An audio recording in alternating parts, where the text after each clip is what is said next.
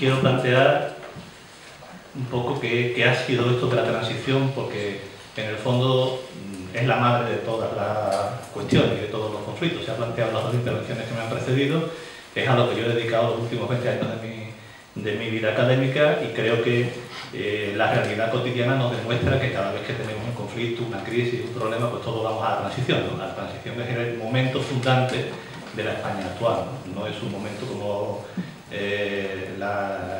la vuelta de Alfonso XII o como incluso la Segunda República, que son momentos que están claramente en los libros de historia. La transición que está en la experiencia de las personas vivas, en la memoria de los que estamos aquí, y por tanto tiene un carácter todavía de historia vivida que lo hace tremendamente sensible, ¿no? Bien, para señalar la importancia de la transición quiero enmarcarla entre dos momentos que me parecen fundamentales. La historia de Andalucía en los últimos 40 años, para mí, es un triste camino de ida y vuelta.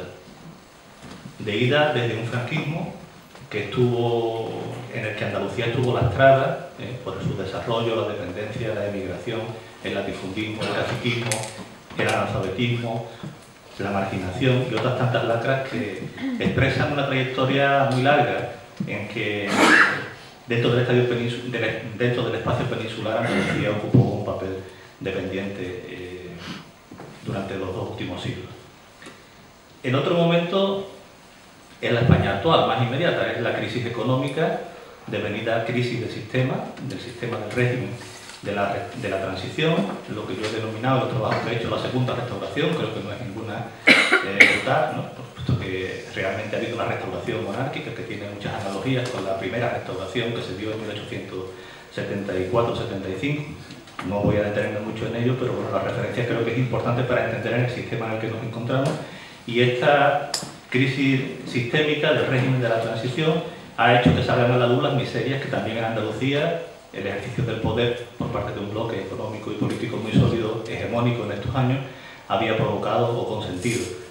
La imagen de los imputados en el proceso de los ERE, entrando y saliendo de los juzgados, está ahora tan asociada a Andalucía, lamentablemente, como antaño lo estuvieron los estereotipos del contrabandista, el torero, el bandolero, ¿no? Hemos vuelto a una imagen negativa de Andalucía que se utiliza por parte de quienes quieren fortalecer el centralismo español, incluso cuestionar el Estado económico, o incluso por aquellos que pretenden un tratamiento diferenciado o privilegiado de su propia comunidad política como argumento para estigmatizar a Andalucía. Entre ambos momentos está la transición. La transición a la democracia es el momento en que Andalucía cambia esta imagen. Luchó y creyó conquistar una autonomía plena que le abriera las puertas al progreso, a la modernización y a la igualdad de oportunidades. Durante 3 décadas esta imagen positiva se ha proyectado institucionalmente en los discursos oficiales, en fastos y conmemoraciones, y ha sido ampliamente respaldada también por la academia. Pero claro, aquí viene la pregunta, ¿no? Si estas 3 décadas de ejercicio del autogobierno fueron realmente tan positivas, ¿cómo rápidamente hemos podido volver a una situación de descrédito, a una situación de cuestionamiento de lo más esencial, ¿no? de lo que sería la comunidad política andaluza, ¿no? ¿Cómo hemos podido llegar hasta aquí después de 2 estatutos y de más de 3 décadas de autogobierno? Bueno, yo creo que para entender eso no hay más remedio que ir a lo que decía, al periodo de la transición, y analizar realmente lo que significó este periodo, ¿no? Y lo que significa la palabra. Yo siempre he sido muy enemigo de idealizar la transición, incluso cuando todos la idealizábamos, la mayoría la idealizaba, ¿no? Éramos una minoría los que la cuestionábamos hace no más de una década, ¿no? Ahora, bueno, hay muchos ya que se suben al carro, yo creo que el carro está ya casi sobrecargado, ¿no? de todos los que cuestionan aquella modélica transición, ¿no? Pero sin embargo, los que hemos recibido las bofetadas y la marginación, incluso en la vida académica durante bastante tiempo, que la cuestionábamos desde los años 90, incluso desde los años 80, pues creo que ahora tenemos una cierta autoridad, ¿no? Para colocar sobre la mesa algunas de las cuestiones que ahora voy a decir, ¿no? ¿Cómo se ha presentado en el discurso canónico, en el discurso oficial, la transición? Bueno, pues como un proceso de cambio político de la dictadura a la democracia, rápido, prácticamente sin coste, tiene sentido de coste por violencia, víctimas, conflictividad social, que se basa en el acuerdo y en el consenso de las fuerzas políticas y sociales, y que abre las puertas a España para que se integre en Europa y en la comunidad internacional como una sociedad moderna, culta, respetada, creíble, y eso de la mano después de un proceso de internacionalización de nuestras empresas y bancos, la salida de BBV, del Banco de Santander, de Repsol, Endesa, Telefónica, las grandes constructoras, etcétera, fuera de nuestro territorio, pues todo eso da esa imagen, ¿no?, de que España por fin se ha refundado y ha conseguido hacerlo sobre tres pilares: la democracia, la modernización y la europeización. Esa es la imagen, diríamos, oficial, yo llamaría canónica, de la transición. ¿Y esta imagen a quién le atribuye el protagonismo? Pues se lo atribuye a personalidades, a figuras claves: al rey, a Adolfo Suárez, el piloto del cambio, a Felipe González, el gran modernizador, a los líderes sindicales que pactaron el modelo de los pactos sociales, a Santiago Carrillo, que posibilitó la integración de la oposición política en el modelo de la transición, también a Manuel Fraga, que hizo lo mismo con los sectores de la derecha franquista, a Manuel Gutiérrez Mellado, que hizo lo mismo en el sector militar. Por tanto, hay nombres muy concretos, que en este discurso canónico ocupan un lugar preeminente junto a los padres de la Constitución y a una serie de eventos que se consideran fundamentales en la formación de la democracia española. Este discurso respondió obviamente a un acuerdo de una generación, la generación que hizo la transición. Es una generación de líderes excepcionales, que duda cabe que son líderes excepcionales. Felipe González, Santiago Carrillo, Adolfo Suárez, el propio Juan Carlos I, creo que son figuras que todas juntas son muy difícilmente repetibles en un mismo contexto. Otras figuras en el ámbito exterior también tuvieron un protagonismo más, diríamos, sutil en lo que sería la percepción de los ciudadanos, pero muy importante, que lo que fue realmente el proceso. Pienso en Henry Kissinger o Gerald Ford, que desde la Casa Blanca pilotaron lo que en ese momento era la acción del Príncipe de España y de los sectores que lo arropaban. Willy Brandt y la socialdemocracia alemana, que asesoraron, orientaron, formaron al joven Partido Socialista Renovado, Socialista Obrero Español Renovado, para que participara en una posición de liderazgo en los procesos electorales que se iban a producir. Y el Vaticano, Pablo VI, el papel de Pablo VI, orientando a la Iglesia Católica Española a través de Aragón. En fin, estamos ahí ante una serie de líderes que también pilotaron desde fuera del proceso. En resumen, este discurso concluye que la democracia española fue un éxito colectivo de todos, sin vencedores ni vencidos, y que la transición cerraba de una vez las heridas de la guerra civil y reconciliaba a todos los españoles. Y sobre esta idea se acordaron lo que yo he considerado los cuatro pilares, los cuatro pactos fundacionales del régimen de la transición, que son, creo que, fácilmente identificables: un pacto político, la monarquía constitucional, parlamentaria, un sistema electoral normalizado; en segundo lugar, un pacto socioeconómico que se plasmó en la concertación social y en la participación de los sindicatos y de los empresarios en la toma de decisiones; un pacto territorial, que es el Estado de las Autonomías; y un compromiso internacional claro con lo que entonces se llamaba el mundo libre, Occidente, etcétera, plasmado en la integración de España en la OTAN y en el mercado común. Esta experiencia que acabo de describir someramente en el discurso oficial, luego veremos que todos estos hechos se pueden combinar de una manera, son hechos incontrovertibles, pero se pueden interpretar de muchas maneras, y la función del historiador da lugar a un modelo, a un estereotipo que se exporta internacionalmente, se exporta a América Latina, se exporta a la Europa del Este, y encontramos el discurso de las mesas redondas, del consenso, de la reforma política, de la apertura. Lo encontramos en Chile, Argentina, Brasil, la Europa Oriental, incluso lo encontramos luego en el mundo árabe, aunque ahora se utiliza la palabra transición de una forma ya completamente elástica, ¿no?, y abusiva para definir procesos que no tienen nada que ver con una transición democrática, ¿no?, como la intervención europea y norteamericana en Libia, o la guerra de Siria, donde se dice que hay una transición, igual que se dice que la hay en Irak. No tiene nada que ver con el proceso español, pero eso da idea de hasta qué punto esta palabra, ¿no?, ha creado un paradigma discursivo, ha generado una nueva manera de hablar de la política y ha transformado realmente el discurso político contemporáneo. Bien, hasta aquí el relato hegemónico, la historiografía. La generación de los 70-80, yo diría la generación que escribe a mediados de los 80, nos escribe esta historia. Santos Juliá, Javier Tusser, una serie de historiadores y otra serie de académicos de otras áreas que contribuyen a crear ese discurso. Sin embargo, hay un detonante.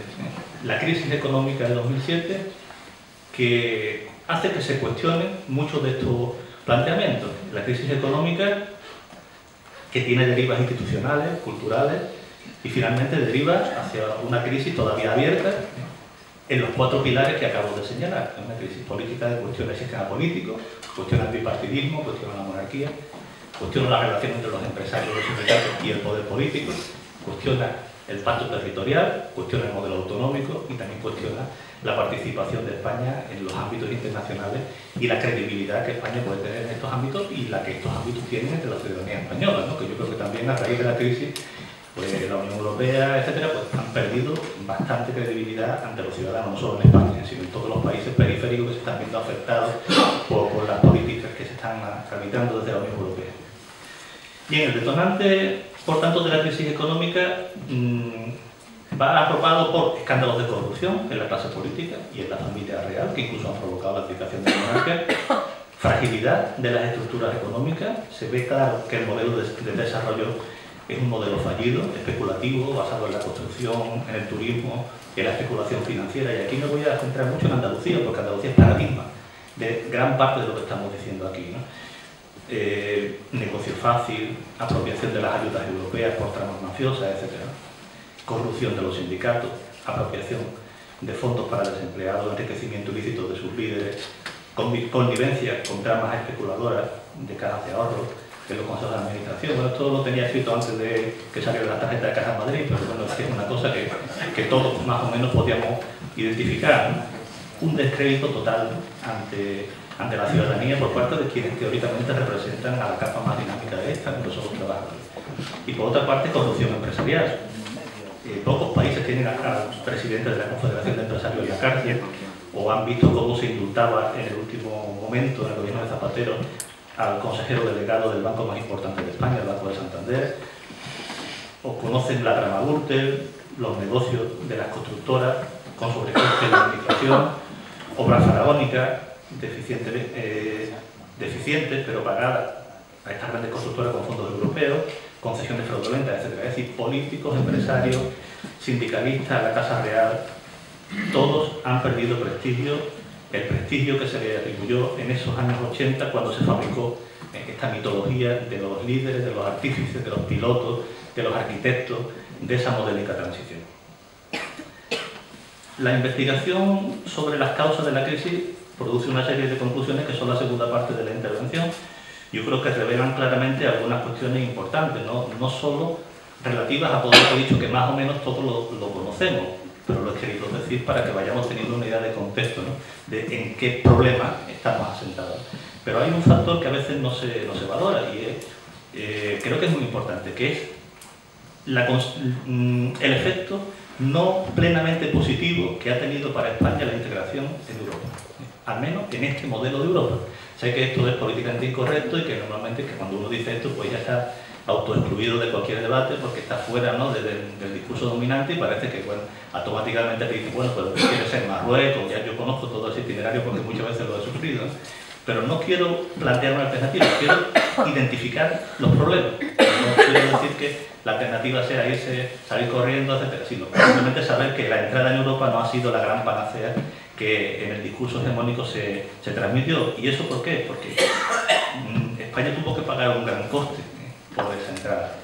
Yo he analizado el Tratado de Adhesión en algunos trabajos, es el más leonino de cuantos se han firmado de adhesión a la entonces Comunidad Europea. España aceptó condiciones que no quiero aburrirlos, pero algunas de ellas son tremendamente duras, como por ejemplo reducir el 14,5% de nuestra producción láctea en 3 años y obligarse a importar, además, 400.000 toneladas de leche anuales procedentes de países con los que Europa tenía acuerdo de asociación, como por ejemplo Marruecos o Israel. O sea, quitamos nuestra propia producción láctea y nos comprometemos a importar leche de un país que tiene menos condiciones que nosotros, porque esto satisface los intereses del lobby europeo, ¿no?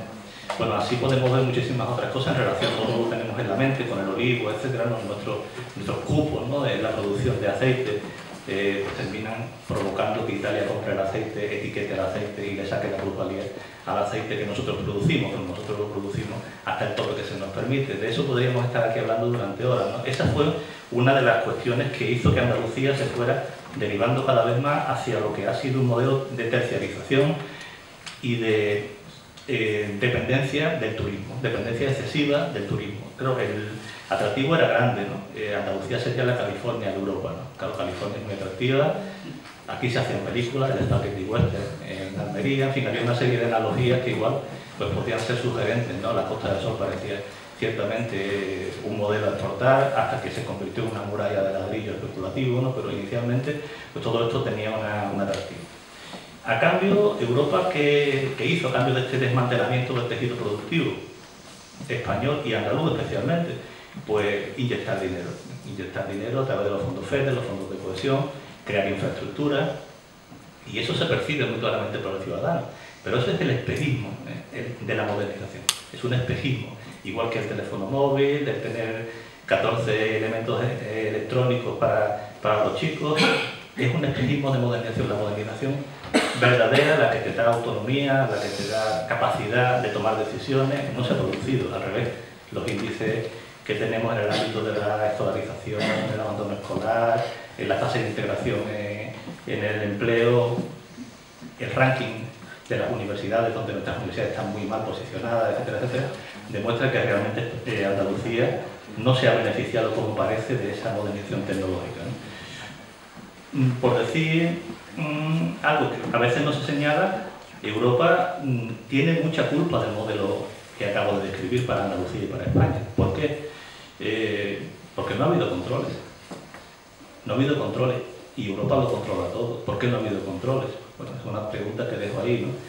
Por ejemplo, hubo dinero fácil para los bancos por el bajo interés que el Banco Central Europeo ponía a los créditos. Hubo crédito fácil a las constructoras para impulsar ese crecimiento del sector del ladrillo y la especulación inmobiliaria. También crédito fácil a los ciudadanos que no eran solventes en muchas ocasiones, pero se les dio ese crédito. Yo tuve una experiencia como investigador que la voy a colocar aquí porque es historia vivida, ¿no? Yo tuve un proyecto de investigación europeo de más de 100.000 euros y lo hice por 30.000 euros y estaba muy contento porque pensaba que me iban a poner una distinción como verdaderamente austero, eficaz en la gestión. Pues no, me penalizaron porque no me había gastado los 100.000 euros y cuando reclamé me dijeron que no solo lo había hecho muy mal porque mi proyecto era de 100.000 euros y yo lo había hecho por 30.000, aunque los resultados estaban sobre la mesa y nadie cuestionaba los resultados, pero se entendía que yo debía pagar los intereses de ese dinero, de esos 70.000 euros de diferencia, durante los 4 años que había durado el proyecto. Claro, eso provocó en mí y en mi universidad una gran zozobra y me lo explicaron claramente. Los fondos FEDER son para gastarlo en un periodo de tiempo. Si no te los gastas en ese periodo de tiempo, tienes que devolverlo con los intereses que han generado el dinero que no se ha gastado. Bueno, ¿esto por qué lo digo?